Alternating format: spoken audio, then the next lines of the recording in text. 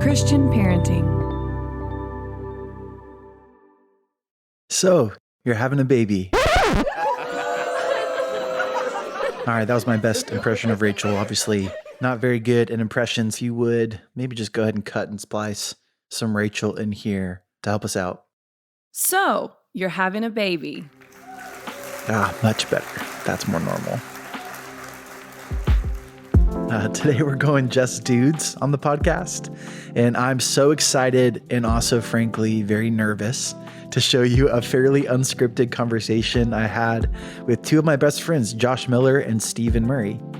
Josh co-hosts the First 15 Conversations podcast with me, where we seek together to eliminate as many barriers as possible between God's people and his presence. Josh is the father of two boys, just a bit older than mine. He's an amazing dad, spiritual thinker, communicator, and one of the main people I process my parenting with.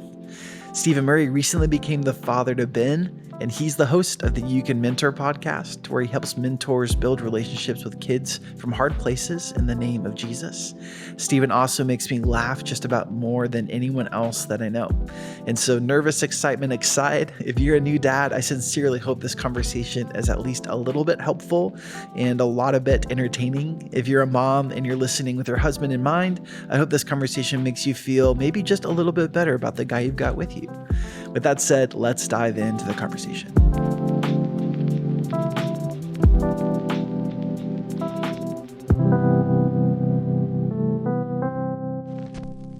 Josh, Stephen, so glad to have you here for this conversation today. This is so much fun to have my two friends here to talk about being dads. I feel like we talk about this kind of stuff often, but we don't often have the record button pushed. So this is going to be fun. This makes me want a back house so bad. You know, Stephen and I are sitting in my back house. Josh is on Zoom.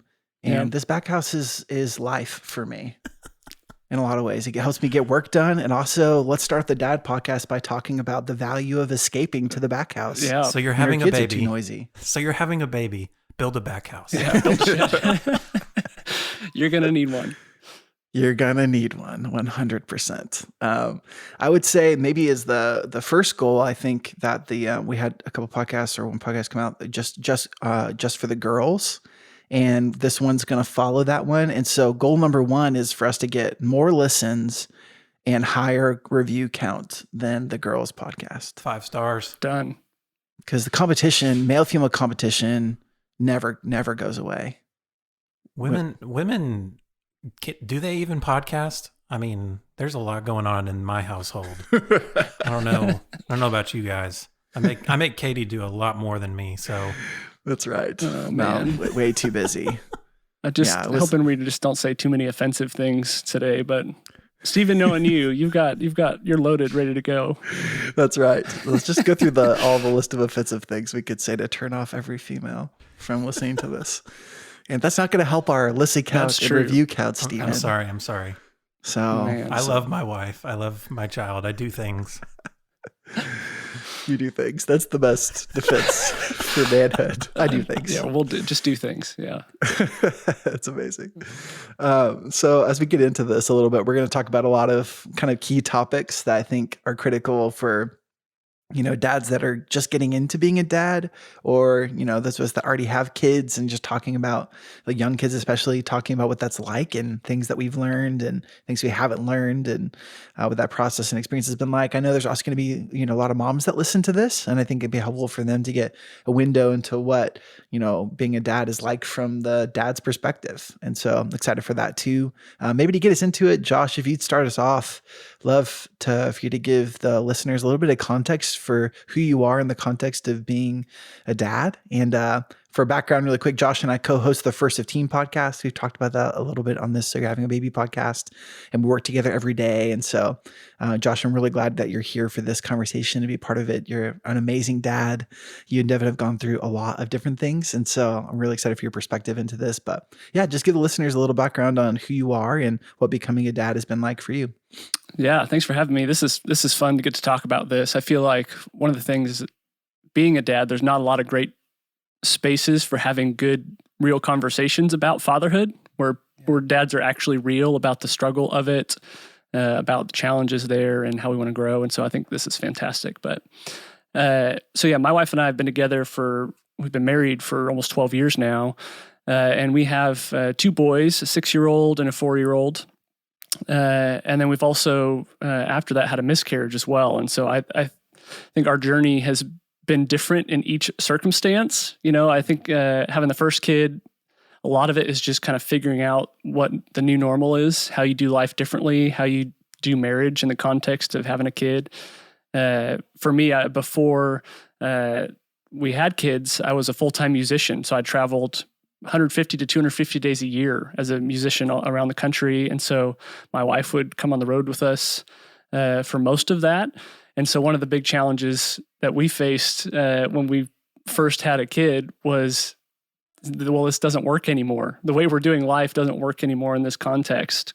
And so that was a big major adjustment for us, and just learning how to kind of resituate our life in a way that allowed for us to have a healthy marriage and for me to be present with my kids, where I instantly felt like a part-time dad in what I was doing, traveling. And so I had to essentially change careers in a way to really make space for being what I hoped was a good father. And so that was a big transition for us and a journey for us, big learning experience. And then our second, who's now 4, that was a difficult in a different way because he's had medical issues since really early on in the womb. And so we didn't know if he was going to make it. We were going to a specialist 3 or 4 times a week with a bag packed for the last few months of the pregnancy. With every time we went into the hospital, they said, be prepared that we could send you to delivery right here, because it was just, we didn't know. And then he's had a bunch of medical stuff ever since. And so that was a challenge. Then we've also gone through a miscarriage a couple years after that too, where we were pretty far along. I was literally at a Christmas Eve service leading worship for the Christmas Eve service at our church. And in between the 2 services we had that night, I got a phone call from Devin saying I need to go to the hospital. And so I had to go actually play through the last Christmas Eve service because I was leading it, and then head straight to the hospital to find out that we had lost the baby. And so, so the story of me becoming a dad and that journey has looked very differently along the way. Lots of lessons in all of those things. So it's been some of the greatest highs and the lowest lows in my life have been around becoming a dad and being a father. And so, anyway, that's a long answer to your question, but that's a little bit of context to my journey in becoming a dad. Oh, it's so good. So glad to have your perspective on this, Josh. Stephen, what about you, man? Tell us a little about your journey to becoming a dad. Why couldn't I have gone first? I mean, I'm like the least deserving to be on this podcast, if I'm honest. Oh, whatever. I got married out of college to Katie, so that was 10 years ago. I remember the first life group we went to as a couple after we got married up here in Dallas. I mentioned to the guys group, like when your community group breaks up into the sexes and you'll have that quick conversation. Mm-hmm. You're like, how are you guys doing? And I mentioned to these older guys, I was like, man, I want to be a dad. And this guy looked me straight in the eyes. It's the first time I ever met him. He was like, you're an idiot. and just everyone busted out laughing. And he was just kind of like, take your time, like slow your roll, enjoy being married. And I was like thrown off by it. And I was like, I think the life group leader pulled that guy aside and was like, hey, I think we want to be more, pastoral to first-time guests. Yeah, that's a good pastoral group. But anyways, fast forward, which, I mean, isn't really a fast forward. It's more of 10 years later, we have our first kid. And so, and now it took us, 9 years to have a child. So we really enjoyed a season of it just being us.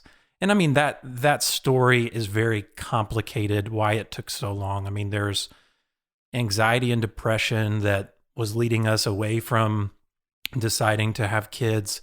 We were also pursuing foster care. We had finished the foster care approval, only to have some random people move in with us that really had some needs. And so we decided to focus on them rather than on us. And then Katie had ovarian cysts. And I mean, she had like one that was like the size of a mango hanging out in there. And I don't know how she didn't have so much pain during that, and the doctors were kind of thrown off, but they were like, "Oh, yeah, there's a reason you're not having kids," and because we've been off birth control for like 6 years at this point. Wow. And so clearly we knew like, oh, okay, something's going on, and it's probably my fault just because I'm a man. I got my seed checked out, by the way, and the doctor, he told me, Mr. Murray, you're extremely average. And I was just like, sir, did you really have to put the extremely in there? Like, the point of average is that it's in the middle. No one's extremely average. Right. So anyways, we prayed, we asked God for breakthrough. I mean, I could go into it. We had dreams of having a girl. There are Iraqi families that we were close to praying for us to have a baby. I took a trip to Iraqi Kurdistan, and this woman tried to take me to a fertility shrine, and it was like freaking me out. I was like, no, I don't want to go. And she was like, no, we must go. I have 7 kids at work. So I was like, please stop. Wow. Wow. And anyways, we had a baby. That's amazing. So, I mean, this whole thing, so you're having a baby, that was our experience. Though 10 years, you'd think we would be prepared to have a baby. It couldn't be more from the truth. Yeah. So Yeah, it's so good. Man, I would love to talk just a little bit before we jump into some of the other topics about specifically what the impact of the struggle of having kids can be like. I mean, Stephen, I'll pass that to you first, but kind of what was the impact of that on you and on Katie from your memory and on you as a couple and your experience of God through that season and sense of self through that season? And then Josh, I know you guys had other more medical challenges as it relates to that, but I'd love to just hear a little bit about what that was like. I don't think people talk about that enough. yeah. Well, aside from being extremely average, No doctor should ever use What every that man word. wants to hear. Those combination of words should all go away, let alone in that category of life.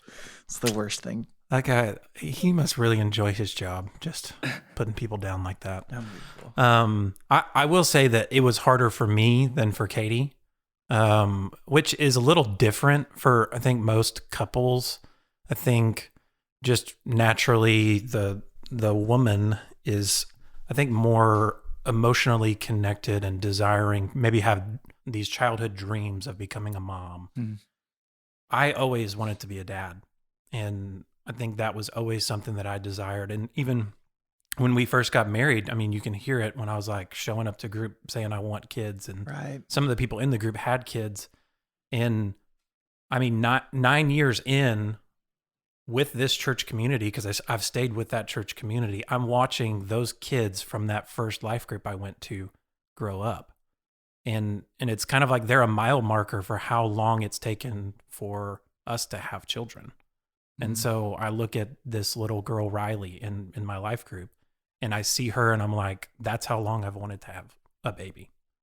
And that was really hard on me, just being involved in the church, seeing all these kids.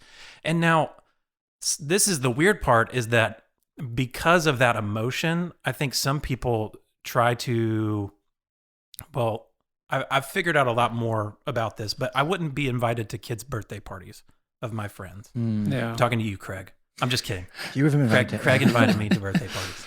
But you wouldn't be invited if you didn't have kids. And I think there's this unchallenged assumption that couples that don't have children don't want to hang out with your kids, don't want to be involved in that portion of your life. And maybe that for some people is difficult, but for me, that was hard, because I just wanted to say, I want to be in your kids' lives. Like, they are not upsetting me about my situation. If anything, they're like giving me hope and filling that place of despair with joy. And so that was just something that I was really challenged in that situation. Though it hurt, it also, anytime I got to hang out with my friends and their children, it just brought me so much joy. Walk us through the moment where you found out that you're going to have Ben. Well, I had always felt like the Lord promised me that we would have a child. And I said that I had a dream about us having a girl. Spoiler, we had a boy. There was a penis on the scan, which threw me off, but I was fine. We just had to figure out a name. So I had heard from the Lord, just in my spirit. He said this. He said, "Stephen, I feel like you've always desired to be a father, and you want others to see you as a father. Do you want to know what I see?" And he was addressing like an internal issue I had of really longing and desiring people in my community to see me as a father. And it influenced the way that I treated others, welcomed others into my home, did college ministry for a while. And so that desire was being reflected upon all of the young adults and teens that I was investing my life in. And one day, this is a year and a half ago now, a guy from my church came up to me and he said, "Hey, I feel like I just have an encouragement from you. Just felt in prayer that God is birthing something new in your life." And he shared that, and I left, and I honestly cried because, and this is why, is because I didn't think at this point that we were going to have biological kids. And so when he said that, it made me think about, would God use this image of what I've most desired and mean to place something else in my life and use it just as an illustration and not as the thing that I've most desired? Does that make sense? Yeah. And so, people say that all the time, God is birthing something new in your life. And I'm like, I want a kid. I don't want a new job. And so I was really frustrated because I was like, how dare God talk to me that way? Does that make sense? And I know that's not like the way we're supposed to feel.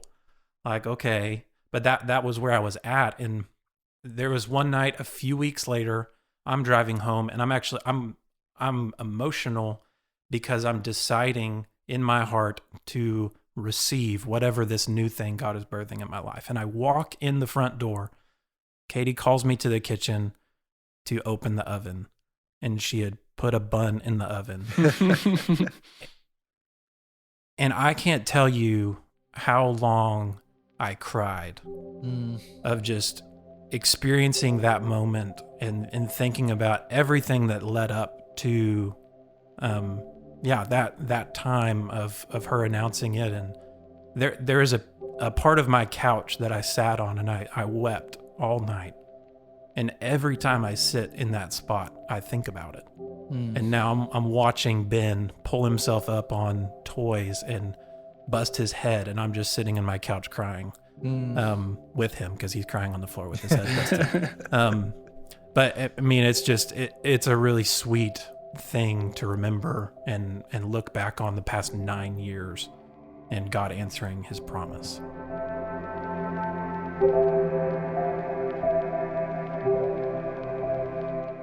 Josh, what about you guys? Impact on you, impact on Devin, you as a couple. I know you had Levi at that point, and so Hudson's number 2, where you guys have experienced a lot of the medical things that you went through. But can you share a little bit of insight into what that was like and experience with God through that season? Yeah. I would think there's probably a couple big lessons that I learned throughout the process and really how it affected my relationship with God. And the first being, having kids has helped me to realize just how dang selfish I am. I think marriage was an introduction into that class, where you're like, you're used to doing things independently, and then all of a sudden you're like sharing this with your partner and kind of deferring and figuring out what they are passionate about, what they want to do. And but then you introduce a kid into the mix and you realize how much of your own pride and ego kind of has to get out of the way, where there's a whole different level of selflessness that you have to tap into. And I think I'm less of a natural father heart than Steven is. Where like Steven, even the first time I met you, man, I was like, this guy just has God's like a fathering heart, just loves people, invests into people. Where I feel like I'm more of like in my own world. Like I'm thinking about myself, I'm thinking about what I'm working on.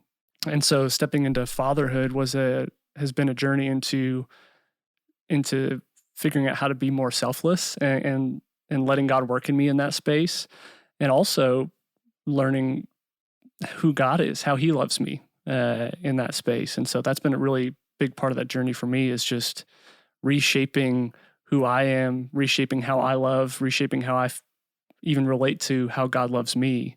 And I get to see that through my kids, where I would maybe feel like God was more shaming or judgmental towards me when I made a mistake. And I would go, but I don't treat my kids that way, where like I make a mistake and I'm like, I feel shame, want to hide from God, but then I think about my kids when they make a mistake and they go hide in the closet or something because they're ashamed of what they did. And I, as a father, even as a not very good one, sometimes I'm like chasing my kids down to like, no, let's talk through this. I love you. And so, things like that, where I'm like, oh wait, maybe God is a little bit better than I've given him credit for. And so I've learned some of those lessons even through being a dad myself. And the other thing, you mentioned Hudson with all the medical stuff. The big one there I've learned in our journey with him is just how little I control things. That even as a man, as a dad, I want to take this kind of like performance achievement mentality, like let's build, let's achieve, let's conquer, let's like set this up and like make it happen. I'm going to have great kids, probably wouldn't say it exactly like that, but in my heart, I'm like, I'm going to make sure my kids are like raised right, or whatever however you want to phrase it. But then realizing that like there's so much that I don't have any control of at all. And so that Hudson was that experience for us, where we're like, I don't know if we're going to have him. I don't know if we have him, if he's going to make it long or be healthy or have a normal life. And so there was a whole process in that of just going, okay, God, I'm going to trust you, that ultimately you have to be the one that takes care of him. Like I get to participate in the process of raising my kids. I get to obviously contribute to this, but ultimately my level of control is pretty insignificant in the scheme of his life. And so that's been also another learning process in the whole journey of becoming a dad. So yeah, it's so good. You touched on something earlier, Josh, too, that whenever someone asks me, what it's like to go from no kids to kids, you touched on like the highs and lows, Yeah. And I feel like that is my experience, is like, recording a podcast right now, and an audio waveform is this high and low, visual. And when you look at it on paper or in this recording software that's right in front of me right now, and I feel like having kids, like the highs are higher. I remember these moments of like, life cannot get better than this, when you have like our first son, Wes, and just holding him in his arms and he's sleeping on me, and maybe it's in the middle of the night and there's just this sweet moment of thinking about, what life can look like from here. And then 30 minutes later, I cannot get him to stop crying. And I'm like, I'm going to kill this kid. This kid is going to die. Like at 30 minutes, like I was like, life could not get richer and better. And now it's like, life cannot get worse. Like, so tired, and there's so much noise and all this stuff. And it feels like that. And they come so much faster. Like it's like the highs get higher, the lows get lower, and they come way quicker than life prior to kids. Yep. And when we think about, having more kids or any of this other stuff, it's like you remember those really high moments and you're like, I would love to have that again. But then you think about the low moments and how quick they come, and especially having young kids, and so having a baby with this podcast, I feel like that's the season of life where that's so true. It's like the highs are so high, the lows are so low. And within 30 minutes, you can have a massive swing of experience. And that's what it's like going from no kids to having kids. And it's sweet and wonderful and amazing, but so much of what you guys are speaking to, I think, resonates, where there's this immense lack of control experience in so many ways. Time feels like it's out of your control, and even what you do with your life, you start to have all these other responsibilities that come in, and the way that you engage in marriage, which we're going to talk about today. And there's so many things that change all right away. Yeah. And it really is like the goal of this podcast is we help people, prepare spiritually and practically for what that can look like. But there's still the reality that as much preparation as you do, you got to figure it out every moment of every day. There's something new, a new challenge, a new experience, something you couldn't have planned for. And there's something wonderful about that. I think that there's an invitation in having kids to that, being present and in the moment, and allowing God to invite you to that place of being present in the moment and giving your future to him, and just enjoying and being as fully there for whatever your life looks like right now. And I think, like you guys are saying, it's like, marriage is an invitation into that to a degree, and that lack of control, but having kids accelerates that at a massive pace. And that's a gift, a hard gift to receive often, but a gift nonetheless.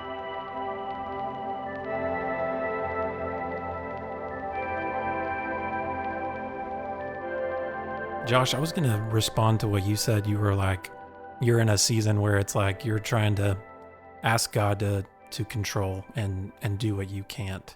And it's like him taking responsibility for your kids. I feel like I'm in the opposite season where it's like God's standing there. He's like, okay, you got to take care of this kid and keep him alive. Like I'm sitting there literally this morning, taking a video of Ben pulling himself up next to the fireplace. And I'm like, this is awesome. And then he's like falling into the fire. And I'm like, I got to stop videoing right now. and so my season is like, God's talking to me. He's like, hey, you have to do this. Like, and you can do this and you got this. And maybe I'll get to a season where I'm passing back the reins to him, but that's just kind of been my challenge. And part of that is just immaturity in general in my life. And you're further along than me on that, but that's been my experience. God's quickening me to take care of my kids so he doesn't die. Yeah, it's so true. It's like such a good picture of like what it's like to work with God at something. Yeah. You know, it's like God cares about our kids and loves them more deeply than we ever could, which is hard to imagine.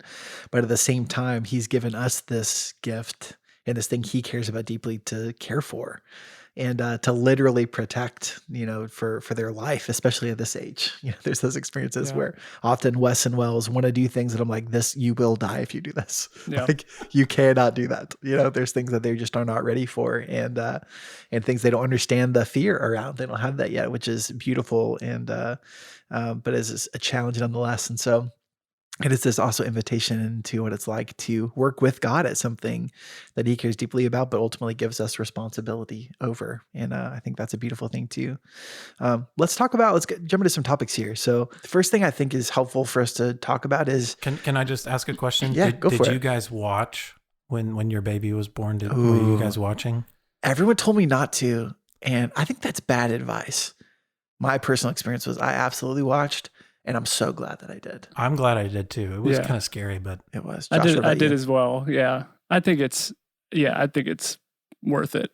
You know, I think it's one other, you know, I don't know. There's something really special about it becoming real. Like that's a real baby. Yep. You know, there's something in that process. I think that's just really special. So yeah, I totally did. Crazy story about that. First kid with Wes. Rachel might be mad that I'm telling this, which means it's going to be even better. So this is, you're welcome. It's for the rating. It's for the rating. This is for the rating. So if you got to give us a review. This will be the social clip for this is how we promo the whole episode right here. So exactly. This is the clip. You're welcome, listeners. So first kid, with Wes, Rachel had a very long labor. And our doctor was like busy doing all kinds of different stuff. We got to the spot to where literally it was like Wes was crowning. So like I could see the baby's head. And they were like, well, your doctor's almost here. She's not here yet. And so just hold on. They covered Rachel up with a sheet. Wes is sitting right there. And they're like, we just wait. They were like, if you push one more time, the baby's coming. Like we got to have the doctor here. And we just waited. It was like 5 minutes while she was like finishing her lunch and just showed up. And one push caught it. It's like the best gig ever for this doctor. Just like showed up, caught the baby once. Congratulations. That is ridiculous. Back out. Unbelievable. Second time we did a scheduled C-section and like such a weird experience because there was like December 6th is when Wells was born. And, you know, in a C-section environment was totally different. We're not like supposed to be able to film or watch. I totally did anyways. I like took my phone and like put it over the barrier. You can't film? What about First Amendment? That's what they said. That's all right. This is my right. It's my right as an American. It's my right as a dad. I'm doing this. And so I filmed because I wanted to be able to show Rachel, you know, it's a totally different environment. Instagram live, just go. Totally, I just went live. Yeah, you can go back and find it. First 15, go live. Perfect. And like it's such a crazy different experience. I like listening to Feliz Navidad on these like speakers in the room, like because it's like Christmas time, and they're just like chilling, talking, and like about to have this baby, and it's like such a different thing, you know, the whole C-section environment. But I watched both, filmed the second one so Rachel could see in the context of, and they hear Feliz Navidad in the background. It's like such a weird, surreal experience. That is awesome. Katie's longest standing injury from the birthing experience was my fault. Oh no. Because when the teacher, like she was knocked out, got the epidural, and when the doctor said push, I pushed too hard. I was pushing, No one gave me any instructions. I'm pushing her leg back, and I bent her leg to where it was sprained afterwards, and Oh it was my sprained gosh. for like a month. Oh, And man. and we were like suing the anesthesiologist for him jacking Katie up, and it was all my fault. Wow. So yeah, don't push. That's an instruction for your wife, not for you. That's amazing. No one told me. All right. Let's jump into topic number 1 here. Let's talk about balancing work and family. I feel like this is, not only just for dudes. They talked about this in the just for girls podcast as well. So they got some female perspective on that. But for guys, what was it like going back to work? What's it like balancing having 1, 2 kids and work and family all at the same time? Kind of what's been good about that? What's been especially challenging about that? Lessons you've learned along the way? Maybe Josh, let's go to you first. Yeah, well, I mean, I alluded to this a little earlier, but at first it was a total failure, I think, in terms of we just realized that what we were attempting to make work did not work. I'm going to attempt to still be on the road, attempt to still travel a lot. And it wasn't that couldn't work for people. I know a lot of people who do this and they have healthy, great families. So it's not a knock on that. Really what I'm saying is it didn't work for us. I didn't like it. I didn't feel like I was present enough because even when I was home, I was thinking about the next time I was leaving. And so for my personality and our relationship, our marriage, just wasn't working for us. And so the first real lesson we learned is we need to be willing to adjust and that all of the plans that we have, ahead of time, all the things we put together, the way we think things are going to work, that actually didn't go according to plan. And so how do we adjust? And so that I think ever since then, that's been the case. The story of work-life family balance is constant adjustment. That what worked the first year didn't work the second year, certainly didn't work when we had 2 kids, didn't work as I changed jobs. Like everything had to adjust. My wife is a wedding photographer. And so when that picked up, we had to adjust again around that because I was working Monday through Friday, and then she was busiest on Saturday, Sunday. And so all of a sudden we weren't getting time together. We were both tired. And so we had to adjust again. And so that has been really the biggest lesson of the work-life balance is reevaluate constantly. And not in like a harmful, shameful way of like, oh man, we're doing this terribly, but really like it's a constant question of, is this working? Are we doing okay here? Do we feel like our balance is good? Do we need to go on more dates as a couple? Are we getting enough time with the boys? We're asking those questions regularly to make sure that we're staying okay. And sometimes we're doing great at it. Sometimes we're like, oh, we haven't had enough time together in either context, either as in our marriage or with kids. And so we adjust, find time. And so that's really been the biggest journey for us and learning experience for us is that what we set in motion may need to be tweaked on a regular basis because life is just different. I mean, look at this past year, 2020, nothing worked the same. And then 2021, we're still trying to figure out what works, Anyway, that would be the biggest thing is flexibility, healthy evaluation of where things are at and learning how to communicate with one another when things feel off and how do you adjust and work through that together. Yeah, it's such a good point. It feels like what I hear you saying, Josh, is like what family needs, family gets. And it's like a sentiment that I would have been like all over, prior to having kids. But when you get to having kids and you have career and you have family, you have marriage, you have friendships, you have personal goals, like there's a real cost to that sentiment. You look at things that you could be doing and whether that's going to lead to more finances or it's just dreams that you've had that you want to see fulfilled or just stuff that you like. There's a real cost to that. And when you have to say no to legitimate opportunities specifically because your family needs more of you, then if you said yes to that, it would take away from. And that the reality that's different for every family, like every couple's wired different. We as individuals are wired different. Our kids are different. They need different things. And there's no, one size fits all answer of, if you just spend this much time with your kids, you're good. If you can contain your work to 60 hours or 40 hours or whatever, you're good. Like if you have this amount of money, you're good. Like everyone's different.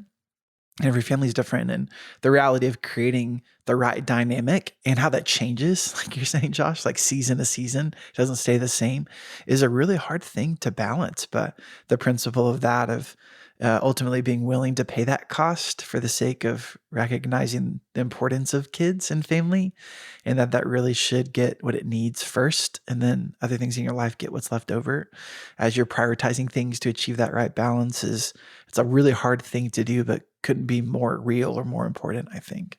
Stephen, what about you, man? The only thing I'd add is I've just noticed that in my marriage, one of the primary issues Katie and I faced was me not putting her first.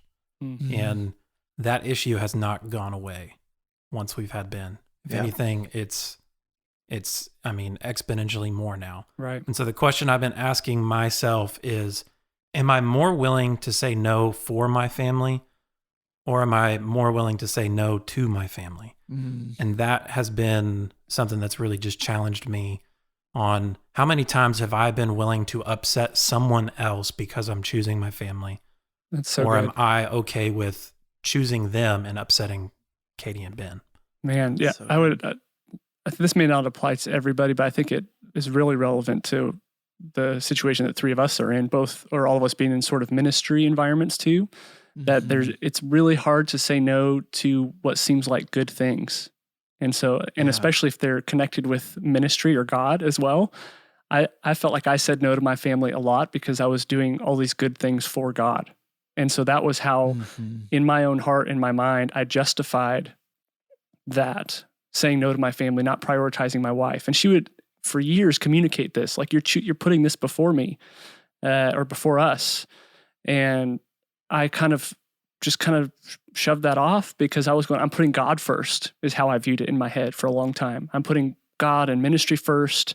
And so I let that take the place for a long time because I think ultimately what I learned is I think I had a twisted view in terms of what God wanted, what ministry looked like, and how if I'm not ministering to my family first, then am I really in a place where I should be doing a lot of these other things? And so a lot of that in hindsight was motivated by fear of man, disappointing people. It was easier for me to disappoint my wife and my kids than it was to disappoint somebody that I wanted approval from. It was a lot easier to do things that added value to my own ego and reputation. And so I would say a lot of yes to things that would make me look good. And, being a dad who's very present at home doesn't score you any points in the world. It doesn't make you any money. Right. It doesn't boost your ego. It doesn't give you accolades. And so there's this process, going back to the idea of just learning to not be so selfish. There's this process of like trying to figure out, why am I so driven to do all these other things outside my family? And are those things, is that truly stuff that God's calling me to do? And that's really good for me and my family? Or am I doing this out of some motivations that maybe I need to work through? And so that's been part of that journey for me, very similar, I think, to conversations, Stephen, that you're referring to in terms of our wives. We need to listen to our wives, what they're communicating. When they're saying, hey, we need more of this, or we're not getting this. For me, I learned the hard way that I need to not kind of just like blow that off, but to really pay attention to that. It can be a hard lesson to learn. At least it was for me.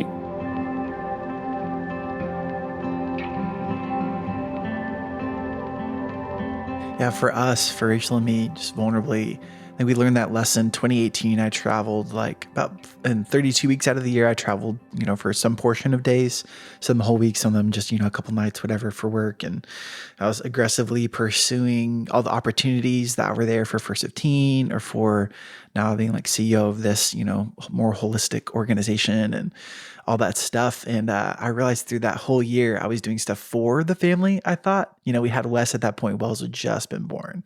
And so I was like traveling with, a 1 month old, 2 month, 3 month, like all the way through his first year, traveling a ton. And I was doing all that for us. And Rachel kept talking to me about that, around like her experience of that and wanting something different. And I kept saying, I kept feeling like I was getting pulled in all these directions. It's like work needs these things. we as a family need like income, and you're saying you need these things. And I feel like no one was considering like me, and she wasn't considering me. She was like, I was like, I'm not doing this for me. I'm doing this for us. You know, I kept saying all this stuff, and we had all this like tension. And it finally got to a spot to where something clicked in my mind, and I realized like she never signed up for this for me. Like I signed us up to this. And that meant that her experience radically changed of me and expectations with her with the kids. And Yeah. Wow. and I thought I was doing that for us, but she never said that's what she wanted. Like we never talked about it. I just, thought that was best for us, and thought that would be good for us long term, and just realized I didn't know that at the time, but realized I'm a goal oriented person, and I like, making things happen and achieving goals, and it makes me feel good about myself. And there's rewards to that. And like you're saying, Josh, couch that all under the kingdom. The kingdom is advancing. We went from, like a few 100,000 to like over 1 million people consuming First 15. It's like, there's all these people spending time with God. This must be really good. And over here, my family's like, you're gone all the time. Like you're not, and when you are present, you're crashing and burning at nighttime. You just need like constantly falling asleep on the couch or whatever. And I realized like I had to set everything to the side and come back to the table with Rachel and say, we need to figure out what we want. And it was even in that invitation, stuff looks different today as a result of those series of conversations we went through. But some stuff I thought for sure I was going to have to give up in that I cared about. We decided together, no, we actually do want this. But just bringing her to the table and sitting down together and creating what we want as a family together meant that she had commitment to that too. And now it looks so different when I travel for work, or if I have to work late one night or early one morning, because we talked about those things together and decided that. And, she's not being obligated now to those dynamics, but that's something we're doing together. And we have so many more conversations about that. And it feels like we're in this place now to where it's like, as a family, we can go through anything because we're linked, and our lives look like what we want them to look like, not just what I or she wants them to look like. And it's a mutual thing. And I feel like there's some sort of thing that happens when you first start having kids where all those new responsibilities hit at the same time and the tension happens. And the encouragement there is to really sit down at the table often and be as transparent and vulnerable as possible, and to choose marriage and family first above all else. Because at the end of the day, I don't think anyone's gone to their deathbed and said, oh man, I wish I would have made an extra $100,000. Really wish I would have worked more. Yeah, I really wish I would have taken some more meetings or hopped on that plane a few more times to go do whatever. Yeah. They're going to say like, if I could just go back and have one more hour when my kid was 1, or, and go back and sit on the ground and play with my kids, just a little bit longer, or take more time to just really know my wife and enjoy this marriage. Like that's the kind of thing that I think at the end of our life, we want more. And it's hard to remember that in this season, hindsight's always 2020, but as much as we can remind ourselves of that and try to make the decisions now that we would wish we would make when we're older. I think there's so much life to be had in that decision making. Katie and I are at that point right now, having that conversation, coming to the table, making the decision of, okay, what is the thing that we want? Because in my situation, Katie's the breadwinner here. She is killing it. She is a quality assurance manager. She is, making so much more dough than me. And I'm just assuming like, well, babe, we have a baby now. You've been conscripted to become the stay-at-home mom. And she's like, what? Nuh-uh. Like I'm making the bacon here, son. And she's talking to me, not her boy. And I think I had some assumptions of what it would look like, because we had conversations years ago when I started doing ministry. She had shared a fear of never being a stay-at-home mom because I wasn't ever going to make enough money. And so while I was doing ministry, I was shooting wedding videos and doing all these side projects to kind of build trust with her of like, I will provide, I'll make this happen. And now she's still making more money than me. So, I just never really had like the actual spot to argue like that I'm better financially for our family than you are. Like she's always had the upper hand. Yeah. So we applied for the same job when we moved to Dallas, and she got it. And so I should have known at that point, like that she was the one. Like, And so that's been a part of our conversation is like, okay, what do we want? It sounds like you really want to do this job because you are making a bunch of money and it's easy. It works with your lifestyle and it keeps you occupied. And for some reason, I don't know if there's other moms out there, like the idea of just hanging out with the 9-month-old and not having a job anymore sounds like hell.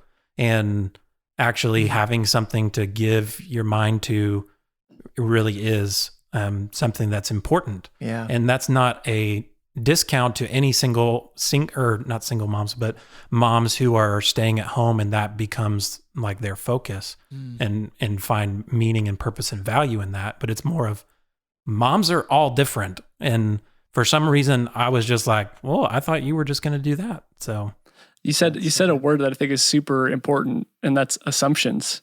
Like I think as you're becoming a dad or like in that process, in that journey and throughout the pregnancy, all you have are assumptions. You're like, this is how I think it can be. This is what I'm planning and figuring out. And then, once reality hits, maybe it looks like that, maybe it doesn't. And so I think all dads need to kind of go through this process with this understanding that there's going to be a time where you begin to take those assumptions and turn them into reality. And you figure out throughout the process how close you were, what things worked and what didn't. But you start solidifying and making these things really official and real that you didn't know ahead of time. And so if I could encourage guys with anything, it's great to plan. You're going to have assumptions. You can't help that. That's great. That's not a bad thing. But this kind of idea of flexibility in the process, that once rubber meets the road, you're actually like doing life with a kid. Of all your assumptions, you may not have a whole lot that actually came true how you thought they would.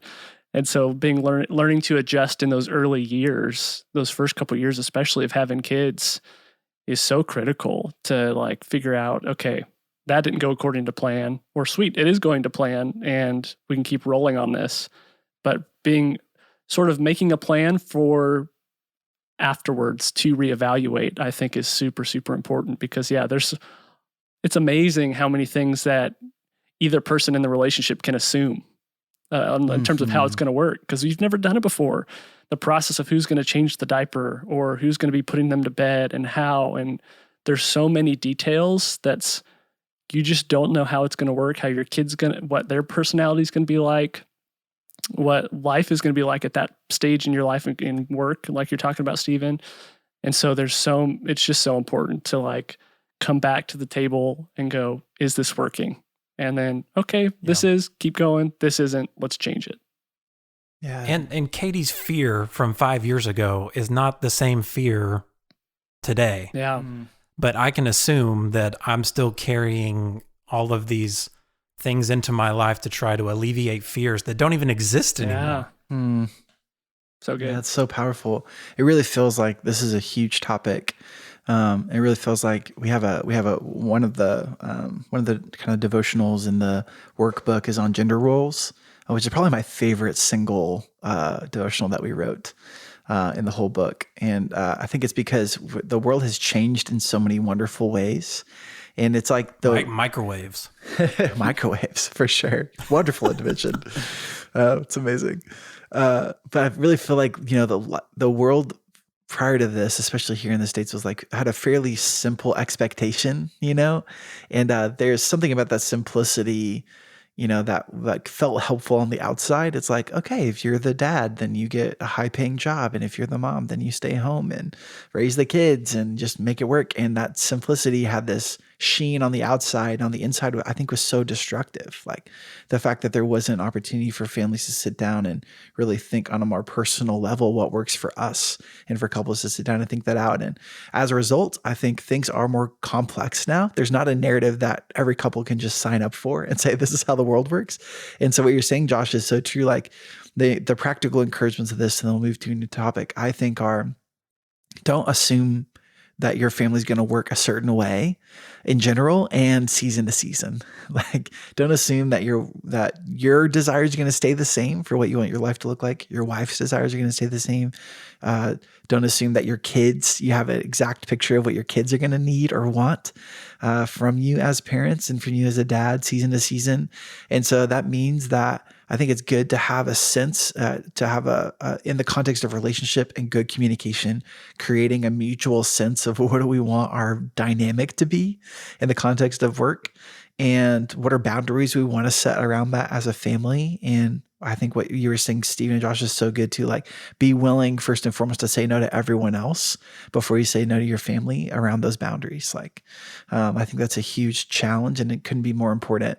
And then if you sense kind of that plan that you create being able not working for you anymore, and you sense conflict happening within that, and you sense conflict within yourself, like, talk about it immediately. Like, sit down, prioritize that. As much as I love watching shows, like, that's the most important thing you do that night, when the kids go down, is have a conversation about that. We love, like, getting some sort of rhythm to sitting down and just having coffee together, and we try to get some time on Saturday morning just to catch up and start the weekend off with how was this last week for you? What are you thinking, feeling? What are you processing? Those kind of questions as much as possible. And it happens in the context of chaos always. So it's hard, like the context of kids shows and constantly getting interrupted every 5 minutes. And we just fight for that anyways. And I think that that's really important. And it's that context of conversation and self-assessment and sense of kind of looking at your life practically as well that I think helps the balance of work and family create a dynamic that can work with you across time.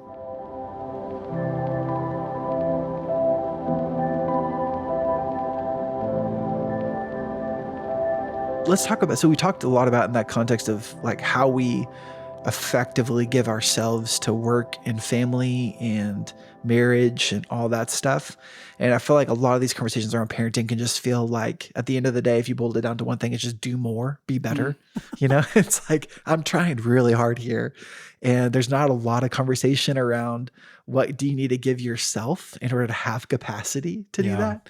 And so I'd love to just dive in for a second into what it looks like to engage in self-care as a dad, and what that looks like for just practically, and what we've needed to do even conceptually to be able to afford ourselves the opportunity to engage in self-care. That can be hard on its own, of kind of overcoming the guilt of that, of knowing there's always more you could be doing. And so actually making space and time or money for self-care can feel selfish at times when I don't think it is. And so, Stephen, what does that look like for you in the context of having Ben's about, you said, like a year and a half, and Katie and work and all that stuff? What do you do to recover? What do you do to have a sense of capacity in your life for all these things that you want to give yourself to? It's a great question. I mean, I don't think I've figured that out. And this is something that Katie and I have talked about a lot, is I derive joy from doing things I want to do with Ben. And Katie really wants me to do what she does with Ben. And so it's kind of like, I want to go on a walk. Okay, throw Ben in the stroller and I'm going on a walk. And Katie may want me to read a book. And I'm like, I don't want to read a book. And obviously I know child development, reading books is important, language, words, all of those things. But sometimes I'm just like, I just want to go on a walk. I'm going to go look at a tree and make monkey noises with my boy. And like, I derive satisfaction out of those things. Katie has made a way for me to get away. I used to go skeet shooting with my dad, and my dad's had this resurgence of wanting to be a dad again. And so I'm getting these emails all the time. He's like, this shoot is happening in Terrell, Texas, and the Greater Houston Gun Club is giving out buckles if you win a shoot. And so I'm like going to all these skeet shoots with my dad, and that's been really enjoyable. And that's been an opportunity for Katie to go visit family in Houston and Beaumont. And so that's just been a rhythm that we've been doing once a month, where I go out and shoot skeet, and she goes and hangs out with her sister-in-law and brother and their family. And it's been really valuable for us as a family rhythm. That's the main thing that we've kind of prioritized is that in self-care, really being with family has been something that has shifted a lot. That's so cool. Josh, what about you? Yeah, man, this has been one of the biggest areas of struggle for me in my process too, because I think going back to the pressures of ministry and wanting to achieve and build, it feels like doing something that's kind of frivolous, for lack of a better term, and just like, again, selfish. Like in the journey of trying to be less selfish, it feels sort of selfish to take care of myself. And so it's been there's a weird tension there around how do I become less selfish and less self-centered, but also value myself in a healthy way and realize that I need to take care of myself. And ultimately that if I want to be a good and present father and love my kids well, I can't do that from a place of exhaustion or stress. And so it's really been in the past, when the pandemic started, I realized how little I had in the ways of healthy, fun things that I did. Like I was trying to, been exploring like, what could I do as a hobby? Like what's a hobby? Yeah. Where some guys are like massive sports fans and I'm like, kind of indifferent personally, like I enjoy it at times, but it's not like a big thing for me. Or, there are different things that guys do that they're just like so passionate about that that's what they do for fun. And I've had a hard time figuring out what that is for me. But have recognized in the past year more of just the value of making sure that I'm actually doing okay personally. Because when I'm stressed out, when I'm frustrated with something going on in life, when I'm not taking care of myself in general, not sleeping well or whatever, I notice I'm also not doing as well as a parent. It's all connected. And so one of the real simple things that I've done this past year is just do walks like you're talking about, Stephen. It's not like a super fun activity, but it's just for me having moments of space and moments of quiet, moments where I'm not attached to my phone and just like I'm just on a walk. Don't really know exactly where I'm going. It might just be 15 minutes, but just having those few minutes of real disconnect and a reset is refreshing for me personally. And so I think one of the things I've noticed being a dad is that your time is taken up for you automatically. Like you wake up in the morning, you go to work, if you're, are working, come back home and the kids are ready they're ready for attention. Your wife's ready for you to take over or whatever it is in my context. And then there's stuff to do around the house. And so even on a weekend, there's like the list of stuff I'd want to fix up on the house, need to be done that I've not gotten to. And so if I'm not careful, every single moment of my time will be taken up. And then I'll default to just like maybe more vegging rest time, like watching a show or Netflix, watching a movie, where I found I've learned that that's not helpful self-care for me. Like it's nothing wrong with it, but it's not actually life-giving. It just passes some time where I don't have to do something. And so I've been exploring personally just what those things are that are not just like times where I don't have responsibility, but times where I actually can feel like I'm being refreshed and restored and renewed. So I don't have the walk has been literally the extent of what I've found so far that's been helpful. Obviously the pandemic makes it a little more complicated to just go out and do stuff with a bunch of buddies or something, but totally. still journeying toward that. Yeah, it's been such like a growth process for us. I didn't really realize until the last 18 months, like how much I needed it. And I think the pandemic taught me a lot about who I can be if I'm engaging in self-care well, and the value of that to my family, for me to show up and be the healthiest person that I can be. And it's been I think my hardest thing with getting over was the guilt of like going and doing something and feeling like I already feel like I don't have enough time with my kids. I already feel like Rachel and I don't get enough time together. I already know the tasks I didn't get done today that are due today. And I'm still going to go and do something for myself. Like that never felt okay, still doesn't feel okay. But I think so Rachel and I have been having a ton of conversations about that. And it's been helpful for me getting into like therapy and having like a weekly space to talk about how I'm really doing. And even that act once a week has been a huge source of self-care for me, to have a place to process, what life has been like for me, and just kind of the things that have impacted me the most that week and how to think about them a little bit differently has been great. But it's also been opening this whole door of opportunity to see the value of all of that, and which is hard to walk through sometimes, a lot of times, but feels like it's so critical and so important. And I feel like it's been cool for Rachel and me to process that stuff together, where like we advocate for that for each other and almost help each other get over that guilt. Like for her thing she wants out of life is fun. Like if she could do one thing, get one thing out of life, and every day it would just be having a ton of fun. And for me, it's like, I love having my space and time to like just be hermit Craig and like sit and read or reflect. And so we did this interesting thing, and it's just for our dynamic, he's as helpful for anyone, where, around once a week or so, we try to have like a babysitter or family member come. And rather than that be time that we do practical stuff, which we used to do, is like, let's run errands without the kids, or time for even Rachel and me to go have like a date night.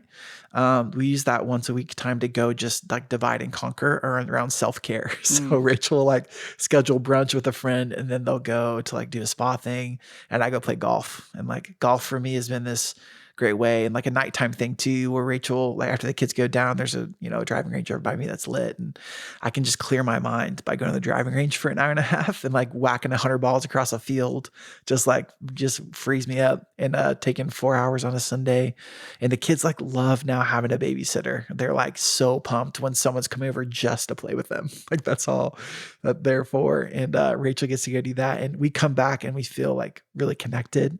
And what started off feeling like a real guilt thing has been huge for us to have that opportunity. And I know everyone doesn't get to have that kind of opportunity for a lot of reasons, but for us, if there's one practical thing we can do is, once every week or 2 weeks, have someone come take care of the kids, and we divide and conquer and just have time and space to do just something. Yeah. That's for us individually, which has been cool. I wasn't sure if you meant the driving range was lit or if it was lit. Both. Yeah. I wasn't sure if you're Both. just being super cool and trendy, or if You guys know me. That was and pretty Gen Z of you. I'm such a Gen Zer. That's why I'm talking about golf. It's like I really feel like I'm a 62-year-old in a 32-year-old's body most days. So whose head do you envision on the golf ball when you're hitting it? Is it Rachel? Is it Wes, or is it Wells? That's a good question. I would say it just depends on the day. It depends on the day and what I'm feeling and what my experience has been. Sometimes it's a metaphorical head of the world, Steven. It's just, Craig has taken me out golfing, and it's ridiculous how much you don't think about anything else while you're golfing. it's crazy. I don't know. I mean, it's why I think people golf, obviously, because you have to focus so much on what you're doing that it really does just clear your mind. And so true.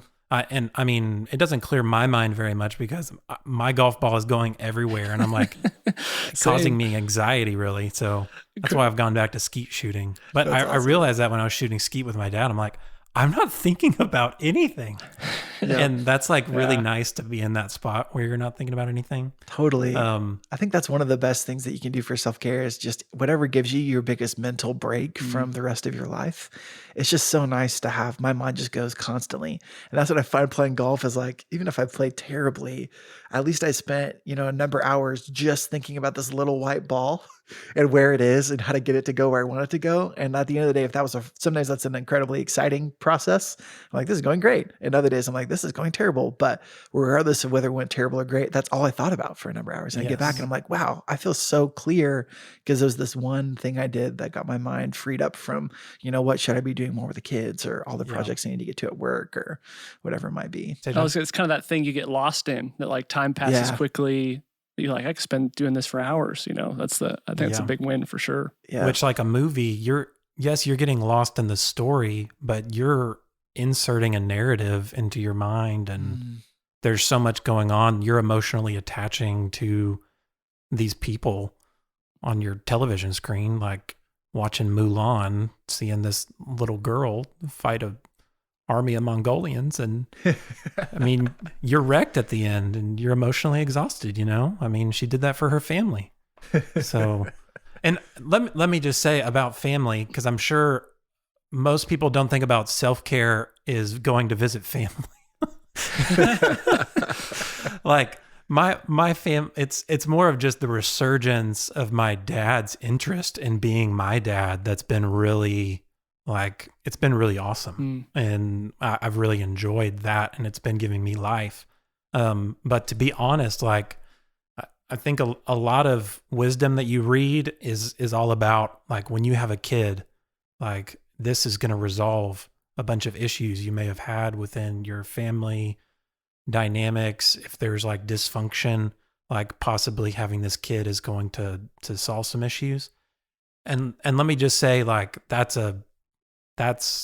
something to hope for, but it's not For sure. true. Man, For sure. You're still going to have issues. And so, I mean, even to this day, Katie's dad hasn't met Ben, and they've had issues for the past 3 years, and just a lot of conflict and disagreement. And we've been hoping for breakthrough and restoration of a relationship, but it hasn't happened. And so don't bank on your kid solving your dysfunction or the issues you're facing with your family. It might not be self-care for you to go hang out with your family. So true. Yeah. We have to like prep for those experiences. And that's something we've talked about often in the podcast. Is one of the biggest surprises that I should have seen coming and didn't when we had kids is once you have kids, all of a sudden like your family's around a lot. Like they often want to be, or the family that you wished would be are not around near as much as you thought they'd be.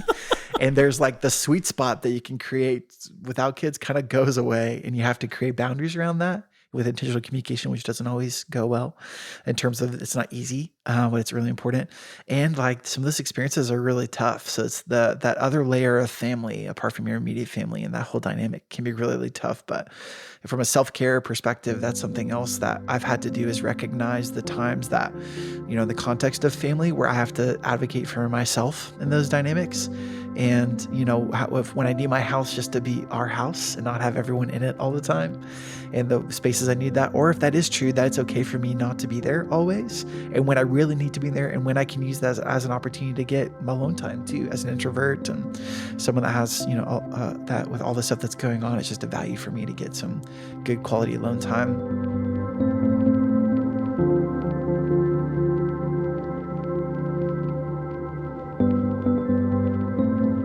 One other practical tip that isn't always possible, I don't always do this. Maybe the most impactful daily self-care thing I can do is just wake up before my kids wake up. Like sometimes they beat me to it, but if I can just get 20 minutes where they're not awake yet. Let's say 15. Just use as a plug for first 15. I don't know. Maybe you take a dump good. and then you get 15. Wow, so 20 is exactly. great. It's amazing. There's so many like funny memes about dads taking a dump and like that just being the space to retreat to. It's like, Hey, it works. Yeah, It do what you does got to work. do. That's right. Gotta go. Yeah, exactly. I did that this morning, and then I found Ben eating dog food. So I was like, well, Gosh. that was a Amazing. fail. I never know what I'm going to come out to when I have the kids to myself and I have to go.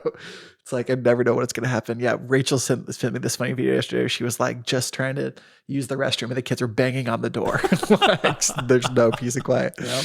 Such a fun experience. But if you can just get like 15, 20 minutes, even just to make a cup of coffee, to sit with a journal in front of you, like just don't plug into work, like, or whatever. Just take 20 minutes to sit in the stillness and recognize that God is with you. And for me, it's like this process of recognizing I'm a full adult human. I'm a person in and of myself, because so much of my life is everyone else all the time. And I just forget that. And I have no connection to myself throughout the day or connection to God. And so just that one thing, it can be really tough with kids, especially young kids. But if you can just get 20 minutes at the start of your day to just be a adult human being yourself and connect with God, especially in that, I find that sets me up to be able to be present for everyone else, because I've already been present to myself and God to start the day. It pays dividends for sure. Cool. Let's do some rapid fire stuff to close. First thing is if you could say what becoming a dad has taught you about yourself, what would kind of be the main thing you've learned about yourself through the process of becoming a dad? Josh, you want to go first? Anything come to mind for you? Oh man. Honestly, I've learned that imperfection is okay. And that's in all areas. Now, always striving for wanting to make things better, feel like I need to have stuff together. And I realized with kids, it's just not reality. Life's gonna be messy and imperfect. I'm gonna mess up. My kids are gonna mess up. Things are just not gonna always work perfectly. And so I've learned to live with some managed chaos in all the areas and have that be okay. I wasn't okay with that before kids. And now I've painfully learned that it's okay to have it be a little screwy sometimes. And that's not the end of the world. So that's probably, if I had to bundle up parenthood, fatherhood for me, it's like, yeah, we do the best that we can do. And we give grace for the things that don't work out the way we would want them to sometimes. Yeah, it's so good. One of my mentors the other day said, so I was talking about some personal stuff. He said, I wish that we could learn that life is nothing more than a series of ruptures and repairs, which I thought was so good. Because my whole goal in life, I feel like, is not having rupture. Yep. And how do I prevent that? And that's not possible, nor should that even be the goal. Like, it's about repairing well on the other side of all of that. And I think that's true in so many ways. It can be true with relationship with God, my relationship with myself, my relationship with family, work, whatever. That life is nothing more than a series of rupture and repair. That, the goal isn't perfection. That imperfection is okay. It's really good. What about you, Stephen? I would say it makes me recognize how much I'm like my own dad. Yeah. And how much distractions are coming for my attention to rob Ben of my presence. And so I think I carried a lot of baggage, if I'm honest, about my relationship with my dad growing up. And I just recognize I see it in a different way now. And I understand. I don't think I understand fully, but I understand and I see it. Yeah, it's amazing how much intentional effort it takes to depart from your family of origin. Like, that can be a really challenging experience. It's way harder than I would have thought for the things I wanted to do different than what my family was like. Did give me a little more grace for my dad, just to jump off that a little bit. Where before I was like, why were you like this? Almost, at my worst, why were you like this? And then as a father, I'm like, oh, I understand. And I'm not only do I understand, I'm very capable of doing exactly the same thing. And so you're right, Craig. To veer off of that course, it doesn't happen accidentally. Yeah. Yeah. It also gives me some of the energy, reminding me of that, gives me some of the energy to say, like, I want to put the effort in, like, because it's so hard. And like, it gives me grace for myself and grace for my family, just recognizing that it is so challenging. And I can celebrate the beauty of that too, and the things that are wonderful. But if there are prominent things I want my kid to not experience, then I'm going to have to break that for the family. Because otherwise it just keeps happening and happening, like generation to generation, I think. So that's good. So that's one of the hardest parts of becoming a dad, is realizing that, especially a dad of sons. We all have boys. I really was hopeful that we'd have girls, and I didn't know why at the time. And very first time we found out we were having us, I was like, oh, I'm not going to cuss on a Christian parenting podcast. I was like, oh, like right away. Because I was like, this kid's going to look at me look to me for what a guy is supposed to be like.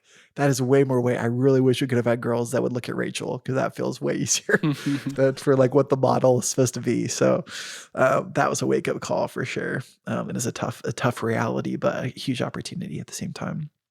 All right, last question. If you could have one piece of encouragement that you could give a new dad that's listening to this, what would one piece of encouragement be? Don't go to the Kurdish shrine. Whatever you do. I'm just kidding. It's amazing. I really want to see like what happens in there. Like I want to know now. I'm going to start doing some Googling. Who knows, man? Some Zoroastrian stuff.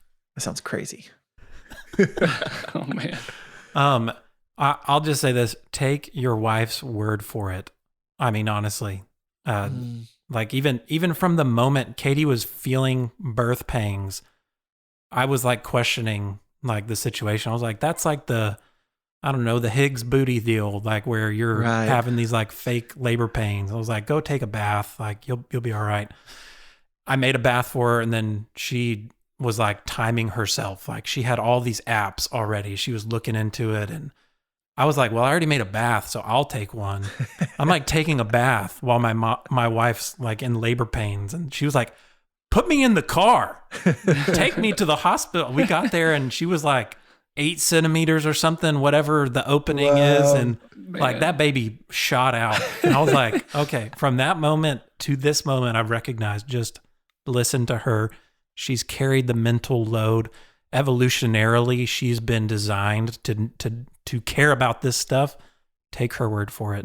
Is that a good encouragement? That's a really good encouragement. That's been a long lesson for me to learn too, on all levels, beyond even just the birth experience. You really don't go wrong taking your spouse at her word.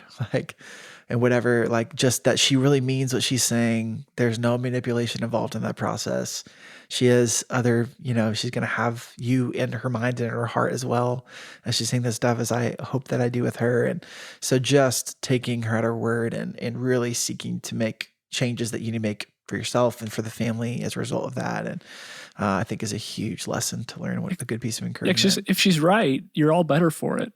It's good. And then if she's wrong, you still invested and trusted her. You win. You still win. You win. That's what I'm saying. You win both ways. Even if she happens to be off, which she rarely is, you still win because you listened and trusted and heard. So it's really good advice for sure. Yeah, that's good. What about you, Josh? Man, I would say learn to practice vulnerability. Because I feel like there's a little bit of a pressure as guys to have it all figured out and to have it together and to be able to push through it. And it's just not worth it. If you are struggling, let somebody know. Your wife and your friends, whoever is a mentor or father figure in your life, ask for help, ask for advice. If you're worn out, stressed, tired, let somebody into that space. I can't tell you how many mistakes I've made as a husband and a father because I was just struggling and didn't tell anybody. Where if I just invited people into that space, they would have both had good advice, given me, I feel like I would have gotten some of the self-help that I would have needed at the time. And also there's just been a little more grace for that, but I felt like I had to tough it out. I felt like, no, I can figure this out. We got a problem here. I got this. I'll read some more books. I'll do some more studying or whatever. When I should have just asked for help.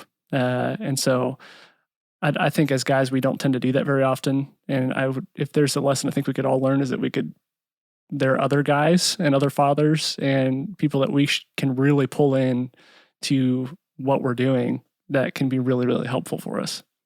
Yeah, it's so good. My encouragement is really similar to that. I think what I hear saying, Josh, is it's more with and less for. It's do life more with the people around you and less for the people around you. Because that's, I think, where I feel the pressure the most is, I'm making money for the family. Doing this for the kids. I'm doing this for Rachel and all that's just more me, and everything centers around myself and more pressure added. When I don't really think that's what people are looking for. That's what I see for my kids is my kids don't really care what I do for them. They want to do things with me. Yeah. And that's more and more true all the time. And I'm so busy, even with the kids present in the house, I'll be so busy just doing all kinds of stuff. And in my mind, this is all for them and for everyone. They don't experience that. They just experience me being distant. And they want to do stuff with me. And it always takes twice as long when Wes wants to make his bowl of cereal with me instead of me just doing it for him, when he wants to go and run errands with me instead of me running errands for the family or whatever it is. But those are the moments that I think are the sweetest moments. And that's what life really is all about, is being with people and with yourself and with God. And so it feels like just more with and less for, I think, would be my last piece of encouragement. Love that. It's good. Man, Josh, Steven, thanks guys so much I know you guys are super busy. And like we just talked about, you have all these responsibilities and things that are pulling your time and attention, all these places. And it was such a wealth of encouragement for me and for, I think, everyone listening to this. And so really appreciate you carving out the space and time to come and have this conversation with me. I have more cheat codes if dads want some, amazing. Zippers over buttons. I think. Oh, yeah. Velcro shoes for sure. Let's do it. Let's rapid fire top cheat codes in 30 seconds. That'll be the final word on the podcast. Go for it. Don't worry about the whole, cleaning water bottles and sanitizing. Just throw some water in there and use your hand. Boom. Don't make sure you tell all your family and friends not to buy them stuff, but to buy things you can do together, like zoo memberships, aquarium memberships. You're going to have way too much just crap in your house. Loud toys, garbage everywhere. You don't need more stuff. Ask them for things you can do together. Use your baby as an excuse for everything. Why you can't do anything. I'm sorry, I have a baby. Yeah. Buy cheap stuff on that one because all your stuff's going to get destroyed. Just buy cheap stuff. So good. Amazing cheat codes. Steve and Josh, thanks so much, guys. Thank you, Craig. Wealth of wisdom. You're welcome.